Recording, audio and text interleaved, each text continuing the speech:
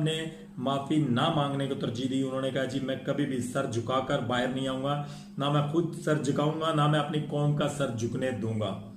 आने वाले दिनों में यह बात सामने आ जाएगी कि इमरान खान साहब जो पिछले 2 साल 13 दिन से स्टैंड बाय एक अपने बयान के ऊपर खड़े हैं और सर झुकाने को तैयार नहीं है, क्या इमरान खान साहब जो सुहेल वड़ाई साहब कह रहे हैं तो उसको एक्सेप्ट करेंगे? सुहेल वड़ाई साहब ने इमरान खान साहब को यह भी कहा कि जी कौम इस वक्त किसी ऐसे सानिया की मुतहम्मल नहीं हो सकती जैसा कि भट्टो के साथ पेश आया। यानी कि भट्टो को जो फांसी लगाई गई थी वो कहते कि कौम ऐसे किसी भी सानिया की मुतहम्मल नहीं हो सकती।